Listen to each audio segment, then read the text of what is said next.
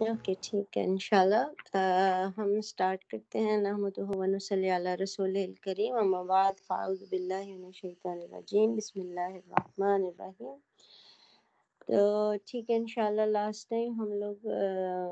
نے پانی کے احکامات پڑھے تھے اور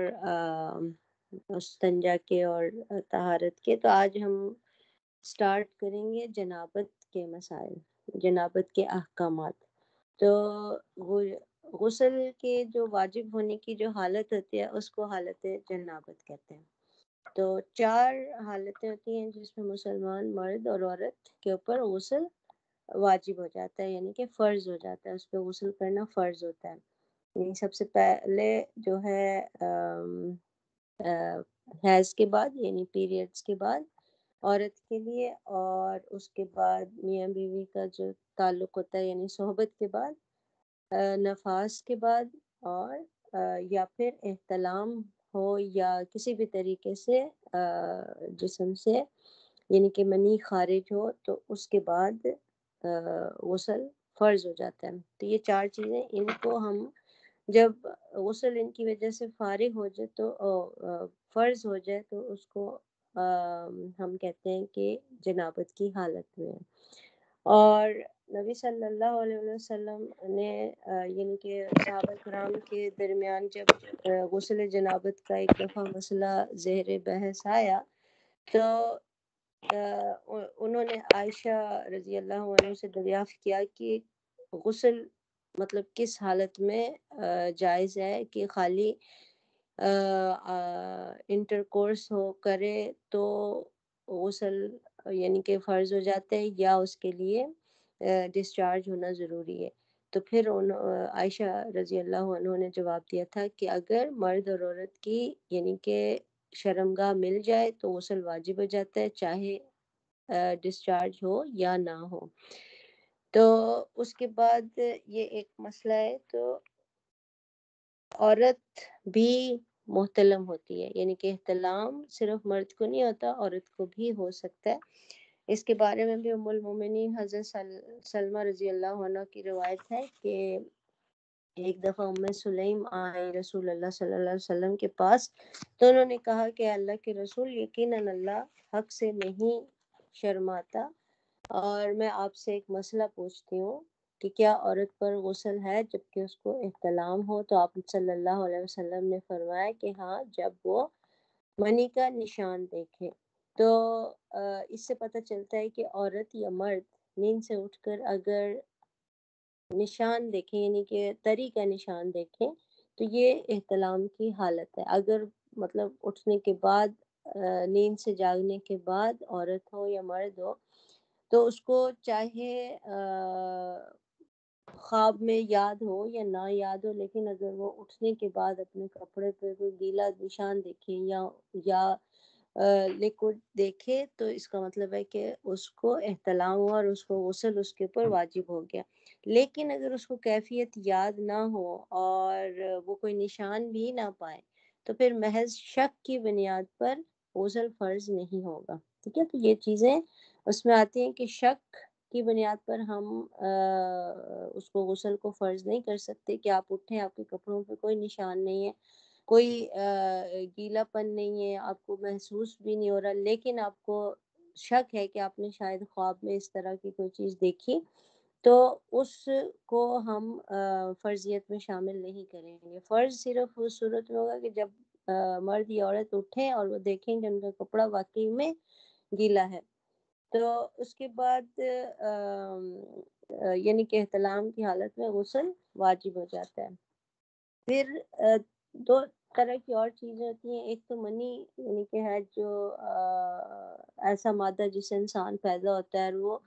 جس طریقے سے جوش کے ساتھ خارج ہو تو اس کے اوپر غسل واجب ہوتا ہے. اور ایک ہوتا ہے لیسدار پانی، جو کہ جب انسان ایکسائٹیڈ ہوتا ہے یا شہوت کی حالت میں اس کے اوپر نمودار ہو جاتا ہے لیکن وہ کوئی ڈسچارج نہیں ہوتا، اس کو ہم کہتے ہیں مزی، یا اس کا نام ہے. اور ایک ہوتا ہے جو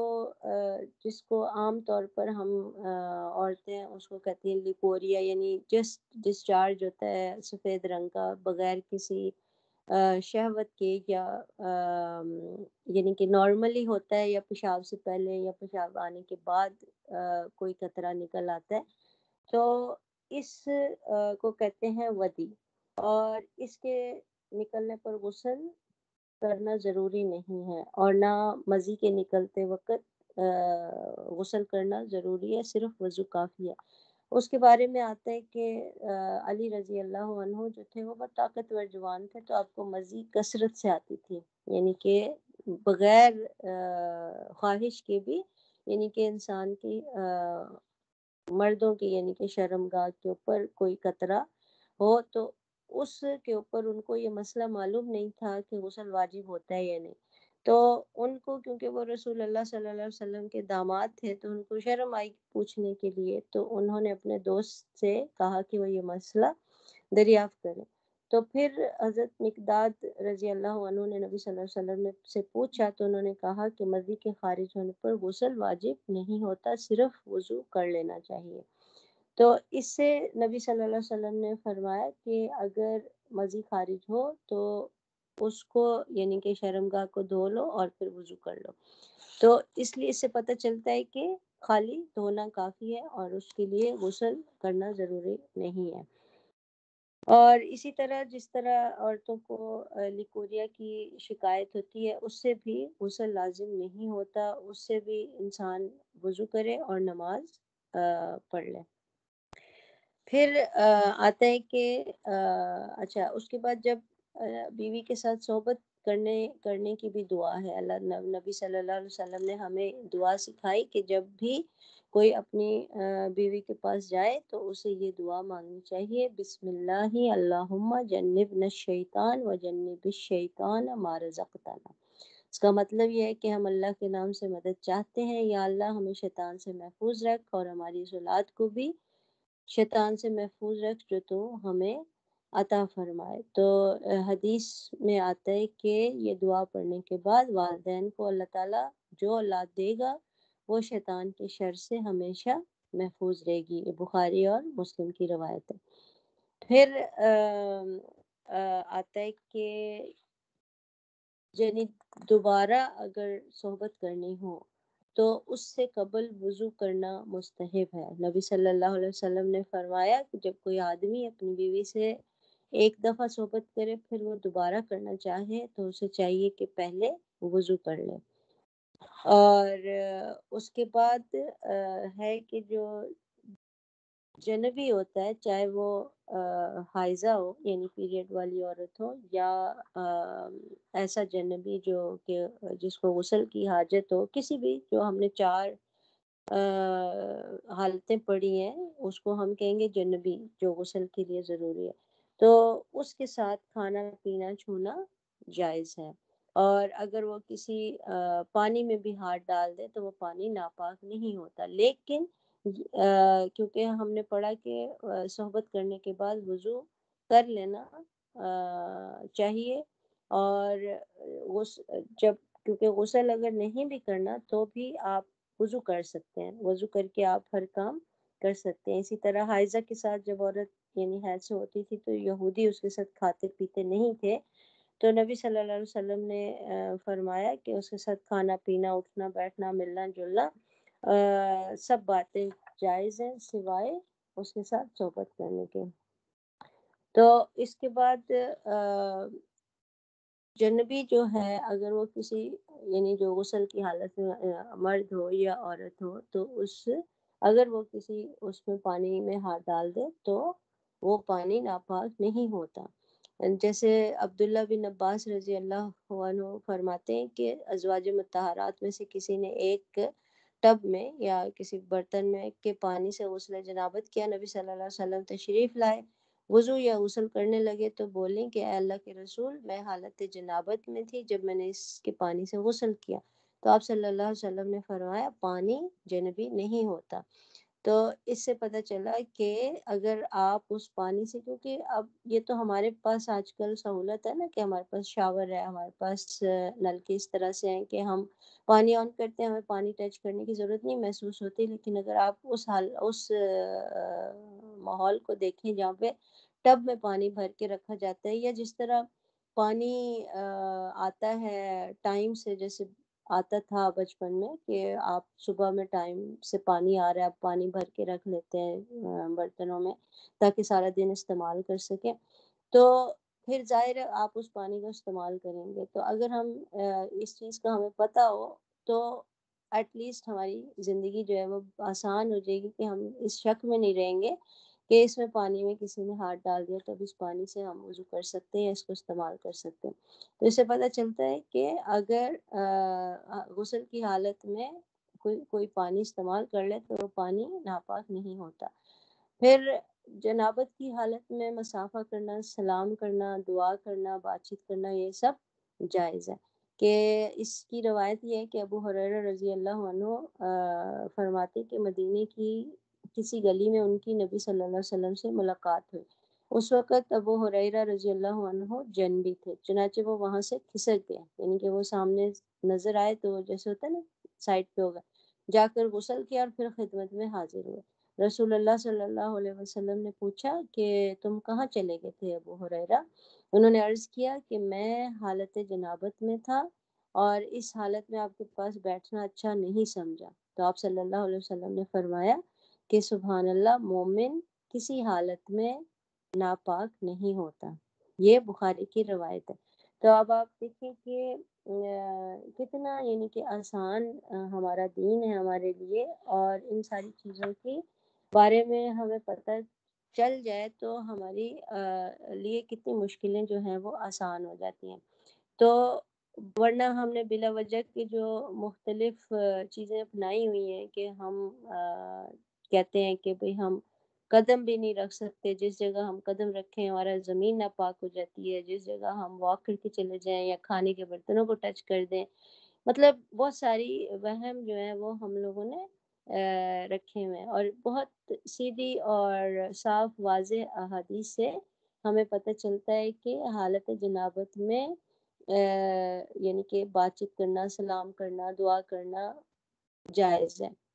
اور اگر حالت جنابت میں کھانا پینا ہو، جیسے ہوتا ہے کہ آپ اکثر یعنی کہ ایسا ٹائم آ جائے، جیسے فار ایگزامپل روزہ رکھنا ہے، صبح کا ٹائم ہے، سحری کا ٹائم ہے، آپ کے پاس ٹائم بہت کم ہے، آپ کے پاس غسل کا ٹائم نہیں ہے،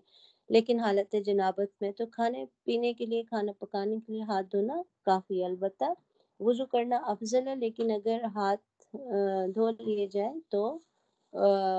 کافی ہے. ٹھیک ہے، اس کے اندر ضروری نہیں ہے کہ آپ وضو کریں، لیکن وضو کرنا مستحب ہے. پھر اس کی روایت ہے عائشہ رضی اللہ عنہ سے کہ نبی صلی اللہ علیہ وسلم جب حالت جنابت میں کوئی چیز کھانا چاہتے تھے تو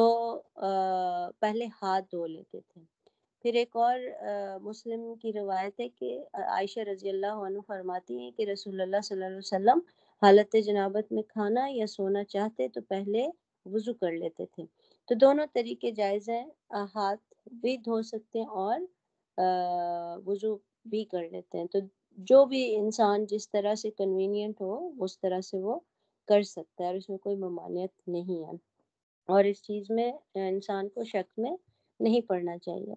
اس کے بعد جو جنبی ہے اس کو مسجد میں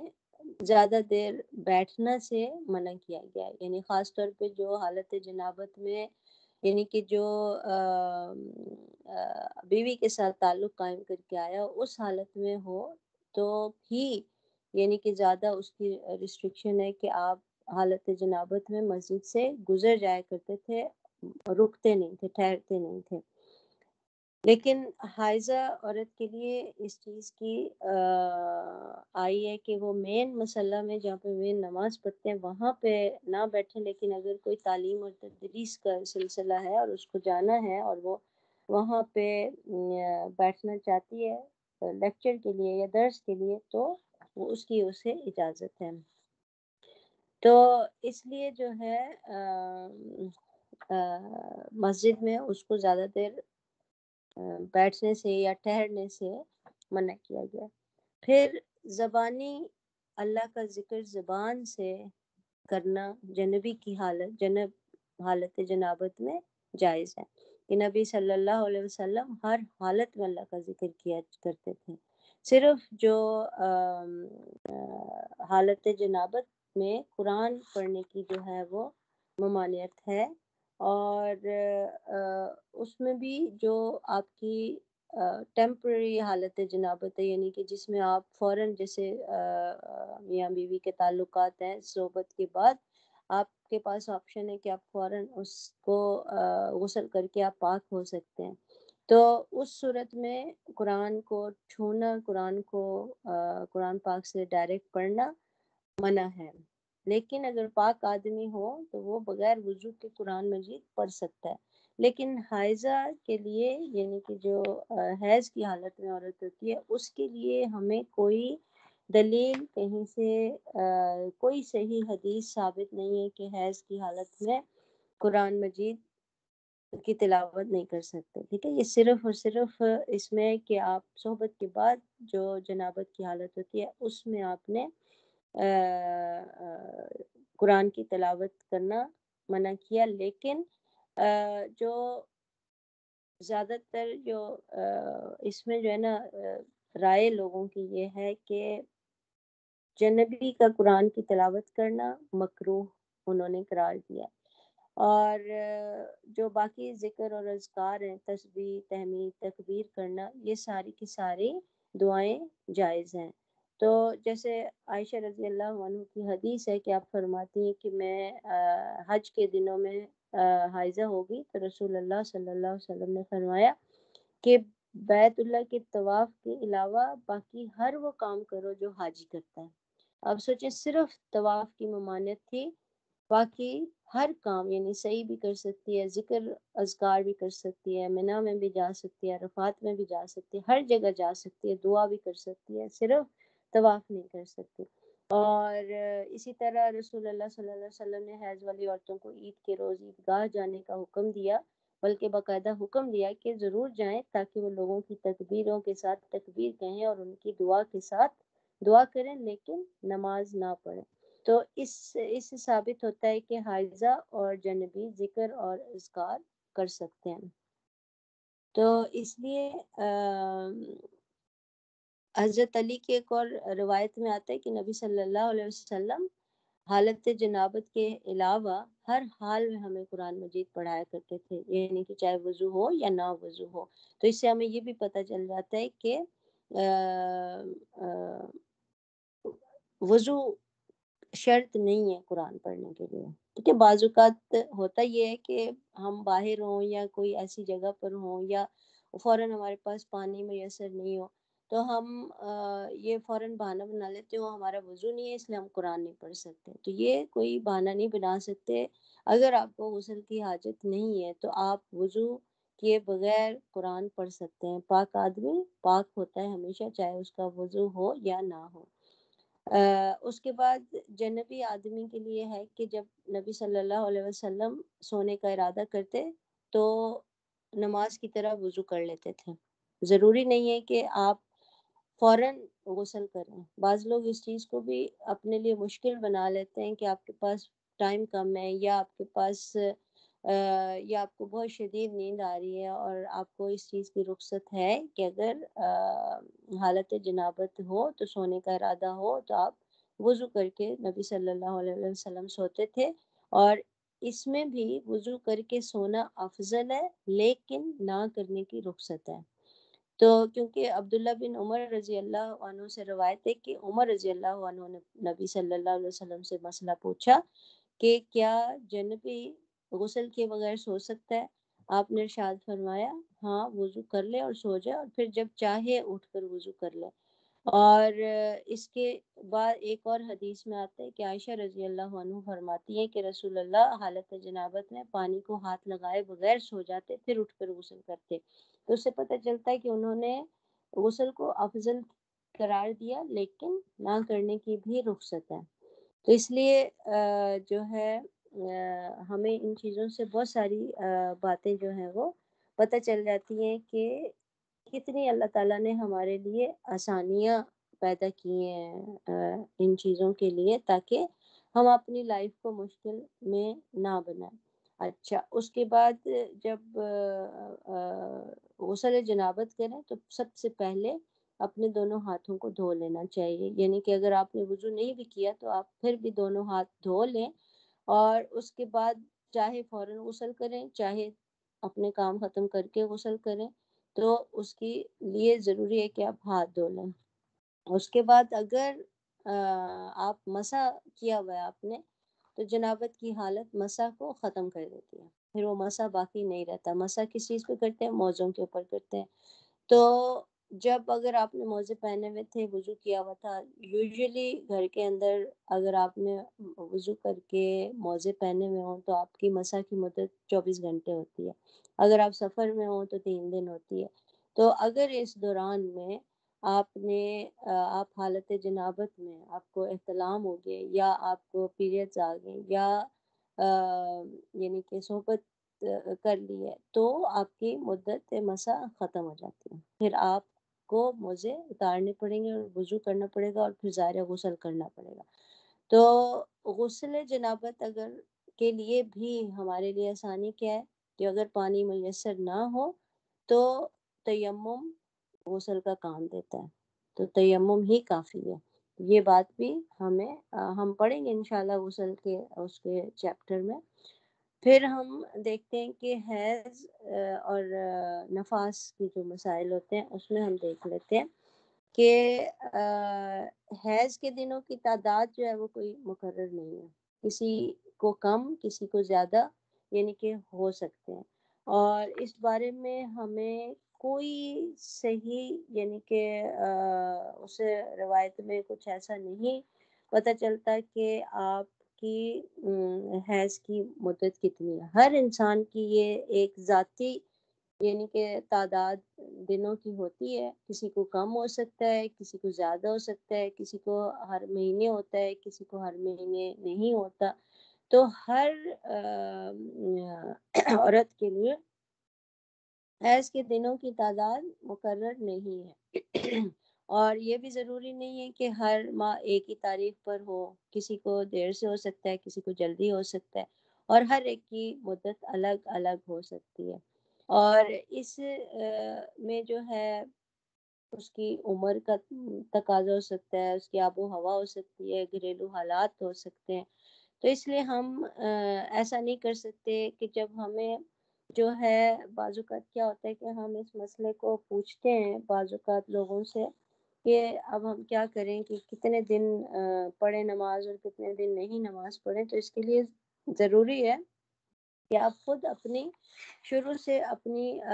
جو ہے نا عادت کو دیکھیں کہ آپ کی عادت کیا ہے۔ تو اگر تو جب سے آپ کو سٹارٹ ہوئے پیریڈ اس وقت سے لے کے جب تک جو بھی اگر تو ریگولر ہیں تو ہمیں پتہ چل جاتا ہے، لیکن اگر ارریگولر ہوں تو ہمیں اس چیز کے لیے پھر خود اپنی یعنی کہ کامن سینس یوز کرنی پڑے گی، اور یہ بھی پہچان ہونی چاہیے کہ جو حیض کا خون ہوتا ہے وہ فرق ہوتا ہے، وہ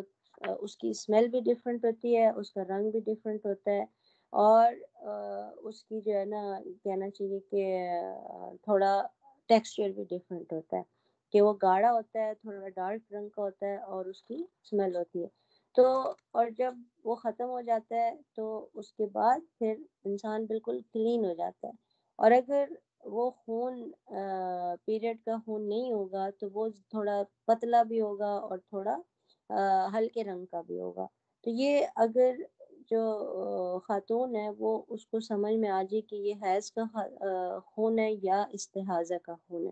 کیونکہ بعض اوقات یہ ہوتا ہے کہ جو ارریگولر بلیڈنگ ہوتی ہے اس میں بعض اوقات یہ ہوتا ہے کہ وہ کسی اور وجہ سے کسی بیماری کی وجہ سے جو خون آتا ہے وہ پیریڈ میں شامل نہیں ہوتا، اس کو ہم استحاضہ کہتے ہیں۔ تو اگر اسے شروع سے ہی رول یہ ہے اس کے اندر کہ شروع سے ہی ارریگولر بلیڈنگ آتی ہے اور اس کو یہ بات سمجھ میں نہیں آتی کہ کون سا دن اس کے پیریڈ کے دن ہے اور کون سے دن اس کے استحادہ کے دن ہے، تو وہ کیا کرے گی کہ وہ اپنی قریبی رشتہ دار خاتون یعنی ماں، بہن، کزن جو بہت ہی قریبی ہو، اور یا جیسے بہن ہو یا کزن ہو جو اس کی مزاج میں اور اس کے ایج کے بھی قریب ہو، اس کی عادت کے مطابق عمل کرے گی، اور پھر وہ اس کو ایک یعنی کہ کاؤنٹ کر لے گے اس حساب سے کہ اس کی عادت کے مطابق جو اس کے ساتھ آتا ہے، کہ یعنی کہ اس میں آ جاتا ہے کہ جینیٹیکلی آپ اپنی بہن یا اپنے رشتہ دار خاتون سے زیادہ کلوز ہوں گے بجائے اس کے کہ آپ کسی اور کے ساتھ اس کو پتہ کریں۔ تو اس لیے ہمیں یہ بات خود سے فگر آؤٹ کرنی چاہیے کہ ہمارے دن کون سے ہیں۔ پھر جب عائشہ رضی اللہ سے روایت ہے کہ نبی صلی اللہ علیہ وسلم نے فرمایا کہ جب حیض آئے تو نماز چھوڑ دو، اور جب ختم ہو جائے تو غسل کر لو۔ تو اس اتنا انہوں نے کلیئر نہیں کیا کہ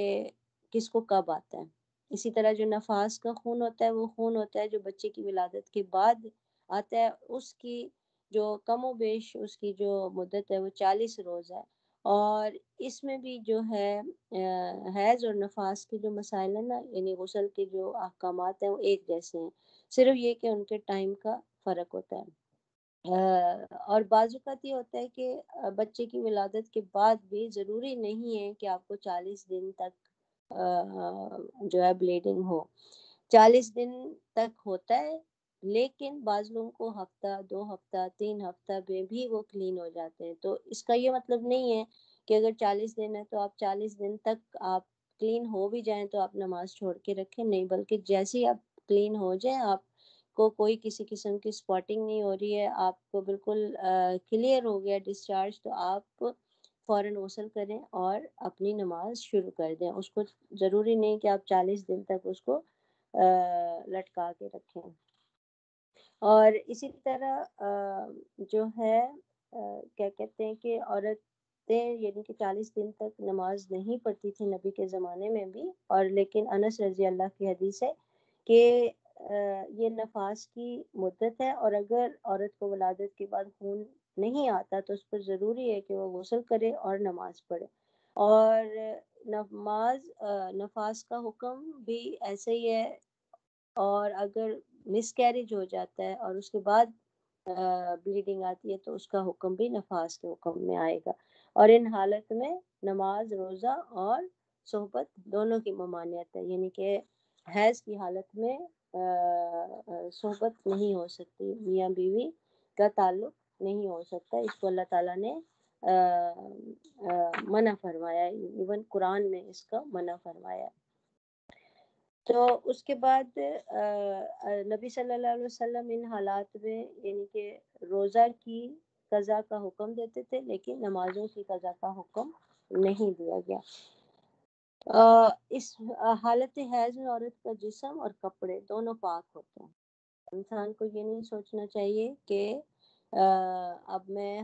حیض کی حالت میں، جب تک اس کے اوپر ڈائریکٹ آپ کو بلڈ کا نشان نظر نہیں آتا اور وہ بھی اتنی سی جگہ پہ، تو آپ اس کو اتنی سی جگہ کو دھو سکتے ہیں، پورا کپڑا پھر بھی ناپاک نہیں ہوتا۔ تو یہ بات خاص طور پہ ہمارے کلچر میں یہ چیز بہت زیادہ ہے کہ ہم جو کپڑا پہنتے ہیں یا جو چادر اوڑھتے ہیں یا جس بیڈ شیٹ پہ سوتے ہیں، وہ ساری کی ساری ہم اس کو ایسے رکھتے ہیں جیسے وہ ناپاک ہو گئی ہیں، لیکن اور حائضہ عورت کا جسم اور اس کا کپڑا دونوں پاک ہوتے ہیں، جسے ہم نے پہلے پڑھا کہ نبی صلی اللہ علیہ وسلم، عائشہ رضی اللہ کی سے روایت ہے کہ جب وہ حیض کی حالت میں ہوتی تھی تو نبی صلی اللہ علیہ وسلم ان کے ساتھ یعنی کہ ان کو گلے سے لگاتے تھے جبکہ وہ حیض والی ہوتی تھی۔ اور عائشہ رضی اللہ کی روایت ہے کہ نبی صلی اللہ علیہ وسلم مسجد میں اپنے اعتکاف گاہ میں تھے، تو انہوں نے ان کو بوریا پکڑانے کا حکم دیا، یعنی کوئی چیز نیچے بچھانے کے لیے۔ تو انہوں نے کہا کہ میں تو حیض سے ہوں، تو آپ صلی اللہ علیہ وسلم نے فرمایا کہ تیرا حیض تیرے ہاتھ میں نہیں ہے، یعنی کہ آپ کا جسم ناپاک نہیں ہوتا۔ اور اسی طرح ایک اور روایت ہے کہ نبی صلی اللہ علیہ وسلم عائشہ کی گود میں سر رکھ کر قرآن حکیم کی تلاوت کیا کرتے تھے جبکہ وہ حیض کی حالت میں ہوتے تھے۔ اب دیکھیں سبحان اللہ، مطلب ہماری کتنی چیزیں آسان ہیں جس کو ہم لوگوں نے خام خواہ میں مشکل میں بنا ڈال کے اس کو اپنے لیے جو ہے زندگی مشکل کی ہوئی ہے. تو اس لیے جو کپڑے کے اوپر اگر نشان لگ جاتا ہے تو جس جگہ پہ وہ لگا ہوا ہو اس کو اتنا سا چٹکی سے مل کر دھو لینا کافی ہے. اس کے بعد آتا ہے کہ اچھا حائضہ عورت کے ہاتھوں کا کھانا، اس کا اپنے شوہر کا یعنی سر دھونا یا کنگھی کرنا یا تیل لگانا سب جائز ہے. اس میں یہ ساری زیادہ تر حدیثیں ہم دیکھیں گے کہ عائشہ رضی اللہ عنہ سے ہی ہے، کیونکہ یہ ظاہر انسان کی پرسنل پرائیویٹ لائف ہوتی ہے. تو وہ نبی صلی اللہ علیہ وسلم سے سب سے زیادہ قریب تھی، تو عائشہ رضی اللہ عنہ کی زیادہ تر روایات اس کے اوپر ہمیں ملتی ہیں. تو وہ فرماتی ہیں کہ میں حیض کی حالت میں پانی پیتی تھی اور برتن نبی صلی اللہ علیہ وسلم کو دے دیتی تھی اور آپ اسی برتن سے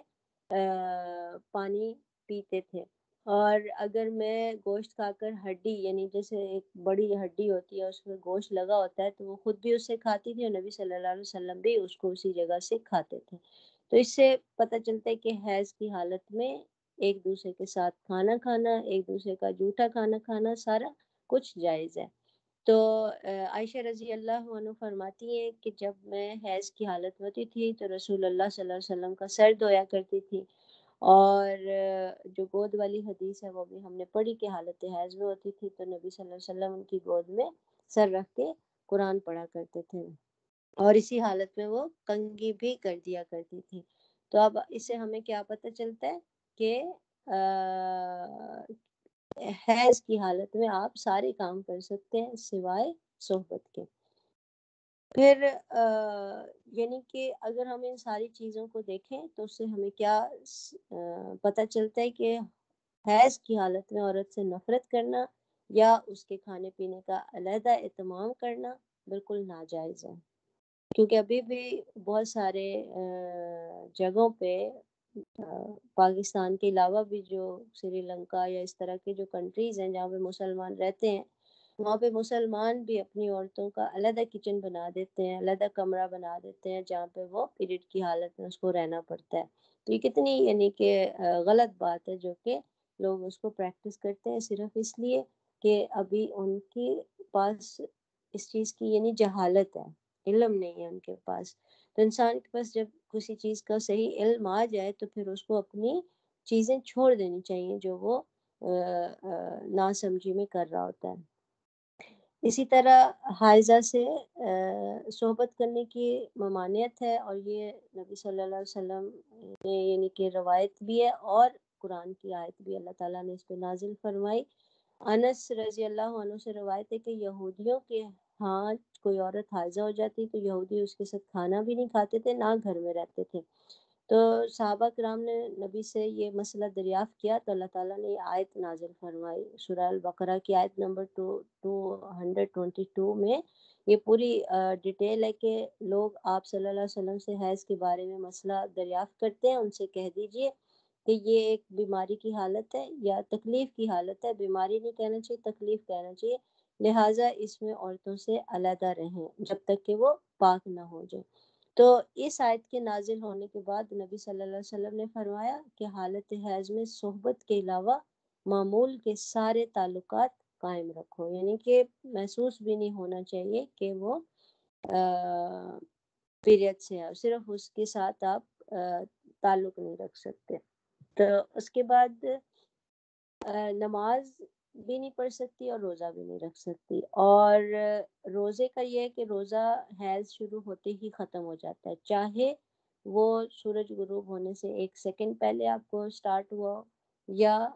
آدھا گھنٹہ پہلے سٹارٹ ہوا آپ کا روزہ ختم ہو جاتا ہے. اور ہمارے ہاں یہ بھی ایک مسکنسیپشن ہے کہ دن کے دوپہر کے بعد اگر پیریڈ ہوئے تو آپ کا روزہ پورا ہو جائے گا اور اگر اس سے پہلے ہوئے تو روزہ پورا نہیں ہوگا. ایسی کوئی بات نہیں ہے. اگر آپ اس دن سورج غروب ہونے سے پہلے آپ کا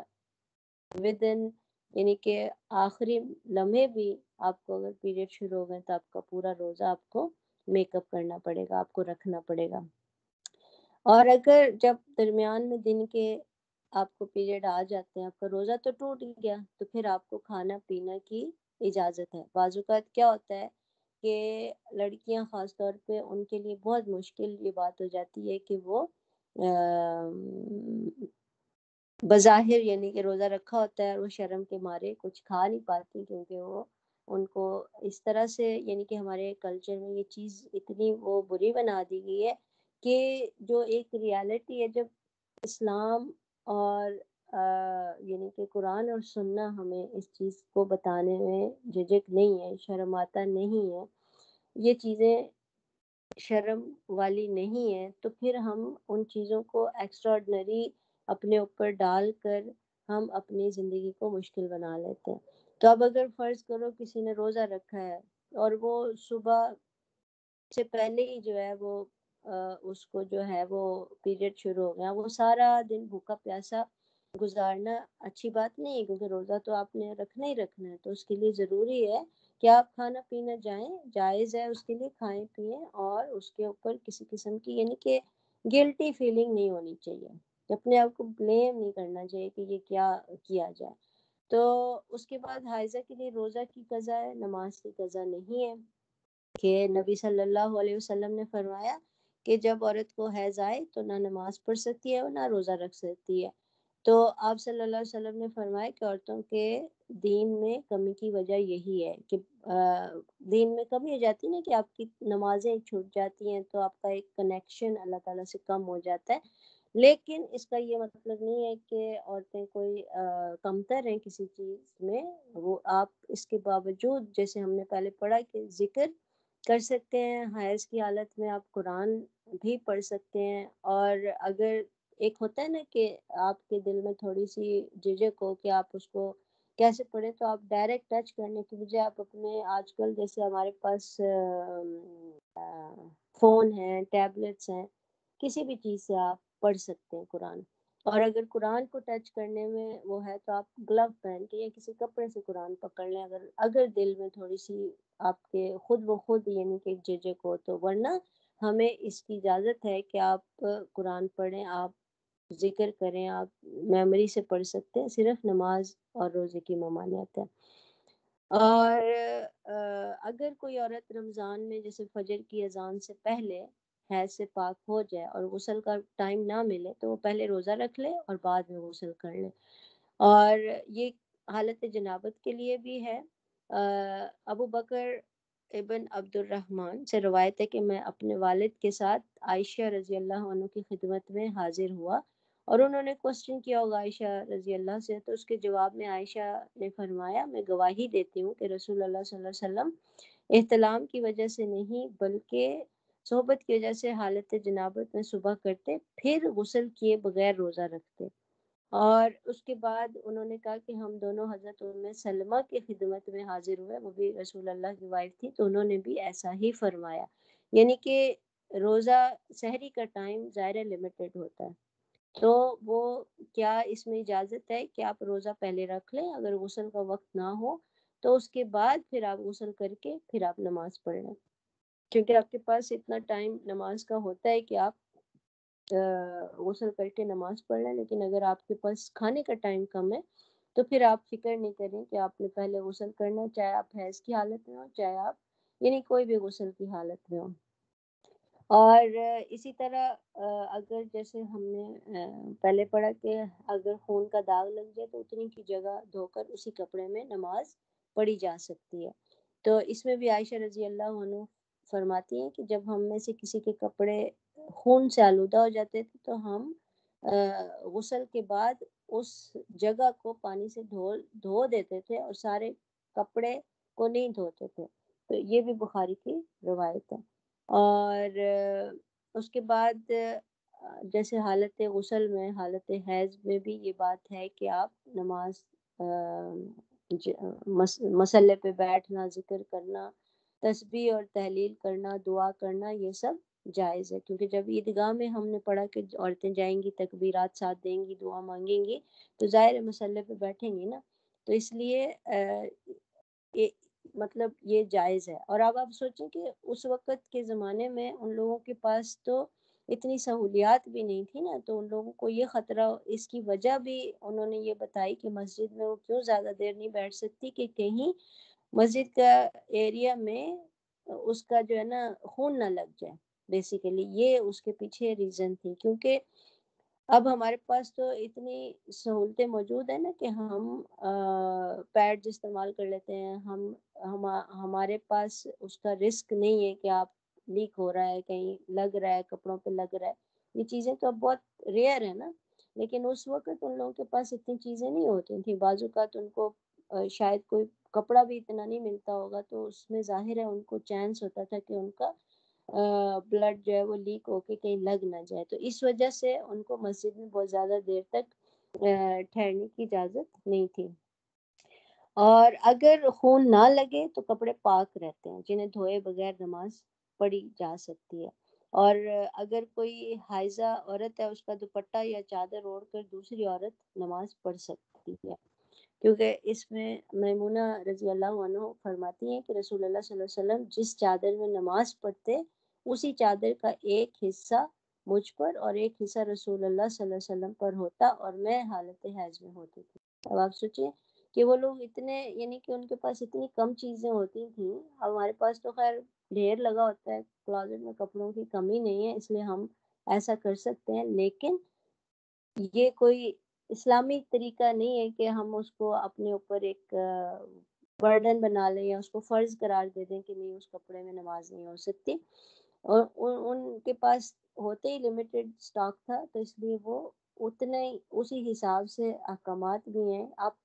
تو ہم نے جیسے شروع میں یہ بات ہوئی نا کہ جو احکامات ہیں یہ صرف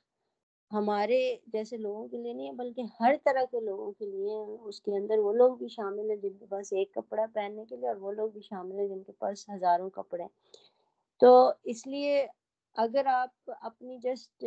تسلی کے لیے اس کو آپ اپنی ذاتی، یعنی آپ کی پریفرنس ہے کہ ہاں آپ نے یہ کپڑا دھو کے استعمال کرنا ہے، اٹس فائن. لیکن اس کو اسلامی کلی، یعنی کہ اس کو سنت کہہ کے یا اس کو اسلام کا حصہ بنا کر یہ کام نہیں کریں. یعنی کہ صفائی اور ستھرائی تو انسان کی نیچر میں ہوتی ہے نا، فطرت میں ہوتی ہے. ہاں ٹھیک ہے، آپ کو پسینہ بھی آتا ہے، کوئی اسمیل بھی آ رہی ہے، آپ نے کپڑے روزانہ اتارے، آپ روزانہ دھوئیں، اس میں کوئی حرج نہیں ہے. لیکن اس کو یہ کہنا کہ یہ اسلام کا حصہ ہے یا دین کا حصہ ہے، یا اس کے بغیر میری نماز نہیں ہوگی، یا اس کے ساتھ میری نماز نہیں ہوگی، یا یہ ناپاک ہو جائے گا، یہ چیز غلط ہے.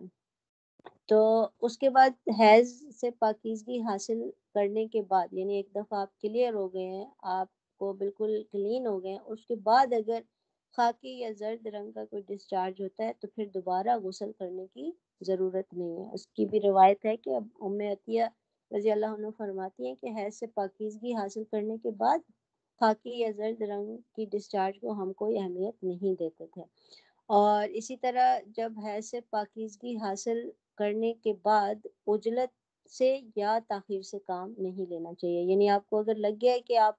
کلین ہو گئی ہیں تو پھر آپ تاخیر نہ کریں اور آپ غسل کریں اور نماز شروع کریں. اور اگر آپ کو شک ہے کہ ابھی آپ کلین نہیں ہوئی تو پھر عجلت سے کام نہیں لینا چاہیے. اس کے اندر بھی آپ کو رخصت ہے کہ آپ اچھی طرح کلین ہو جائیں. یہ نہیں ہے کہ آپ نے کہا وہ صبح تو میں کلین تھی، ابھی دوبارہ میرا ڈسچارج ہو گیا. نہیں، اتنی عجلت نہیں کرنی چاہیے. اچھی طرح تسلی کر لینی چاہیے کہ ہاں اب آپ کلین ہو گئے، تو پھر آپ جو ہے وہ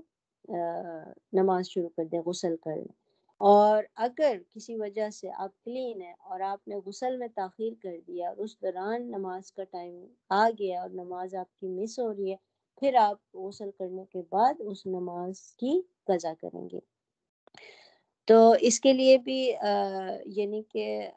ہے کہ جب تک شفاف پانی نہ دیکھ لیں. تو خواتین کیا کرتی تھیں، عائشہ رضی اللہ عنہ کے پاس، یعنی کہ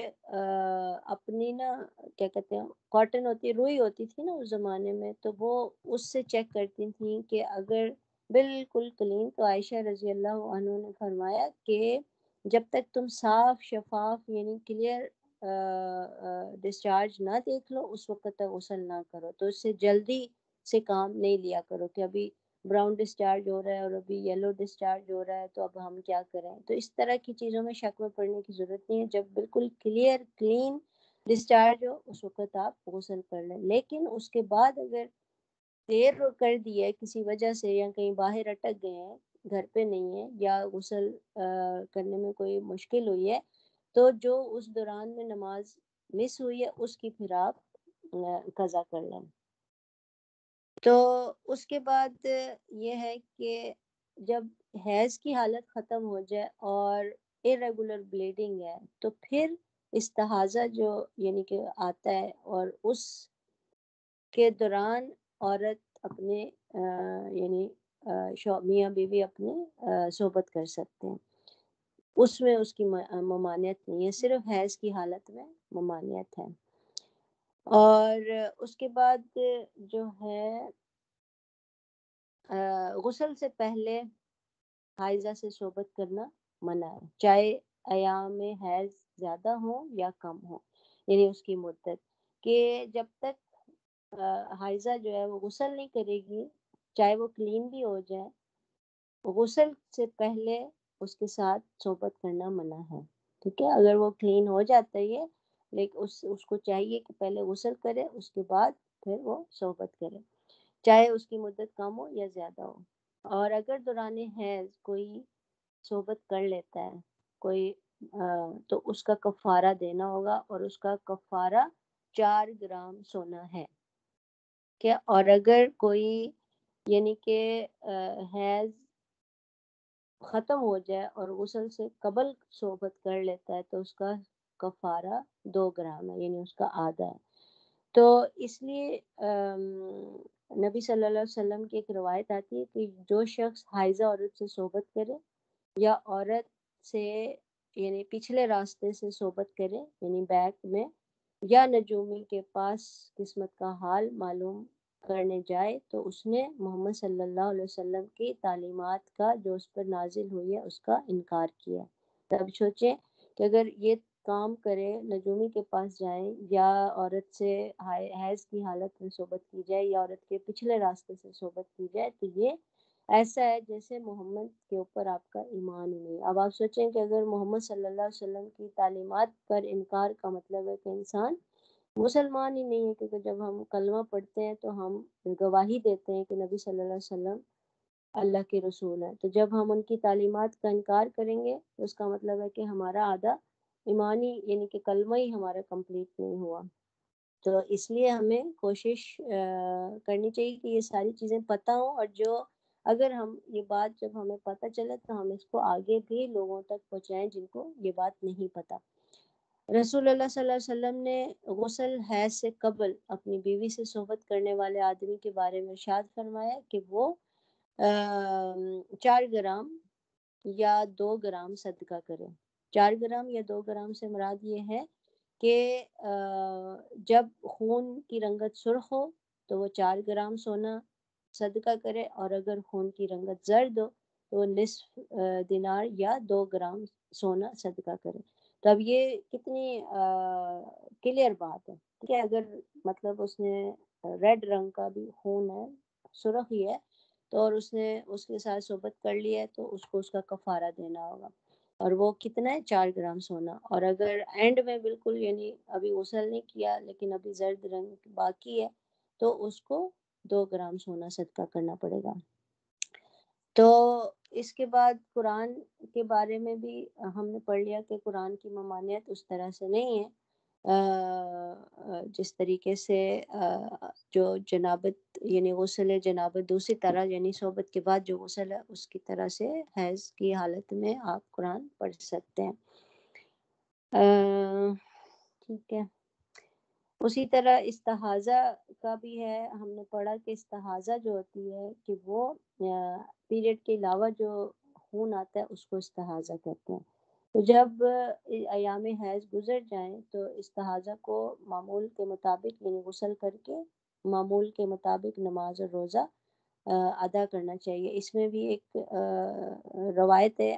عائشہ رضی اللہ عنہ کی کہ ان کے پاس فاطمہ بنت ابی جہش نے ان کے پاس آئے اور ان کو بتایا کہ اے اللہ کے رسول میں مہینہ بھر پاک نہیں ہوتی تو کیا میں نماز چھوڑ دوں؟ تو نبی صلی اللہ علیہ وسلم نے کہا نہیں, یہ حیض کا خون نہیں ہے, تو حسب عادت جب حیض شروع ہو تو نماز چھوڑ دو، اور جب عادت کے دن گزر جائیں تو خون دھو لو اور نماز پڑھ لو۔ اور اگر بے قاعدگی ہو، جیسے ہم نے پہلے پڑھا، تو خون کے رنگ میں دیکھ کے فرق خود محسوس کرنا چاہیے کہ یہ حیض کا خون ہے یا استحاضہ کا خون ہے۔ اور ہر جو استحاضہ کے دوران ہر نماز کے لیے اس کو نیا وضو کرنا چاہیے۔ اور اگر کسی خاتون کو یہ محسوس نہ ہو کہ حیض اور استحاضہ میں کیا فرق ہے، تو پھر وہ یہی جو ہم نے پڑھا کہ اپنے قریبی کسی خاتون کی عادت اور اس کے یعنی اپنے رشتہ دار کسی خاتون کی عادت کے مطابق جو اپنے مزاج کے مطابق ہو، اس کے ساتھ اپنے دن شمار کر کے روزہ یعنی کہ حیض کو کاؤنٹ کر لیں۔ اور غسل کرنے کے بعد تمام عبادات معمول کے مطابق کر سکتے ہیں، چاہے وہ استحاضہ میں اس کو آتا ہو، اور اسی حالت میں صحبت کرنا بھی جائز ہے۔ یہاں پہ ہم اس کو ختم آج کرتے ہیں، اس کے بعد پھر ہم غسل کے طریقے، غسل کے احکامات پڑھیں گے انشاءاللہ۔ اور اس کے متعلق اگر کسی کو کوئی کوشچن ہے تو وہ آپ لوگ کر لیں، پھر انشاءاللہ ہم ختم کرتے ہیں۔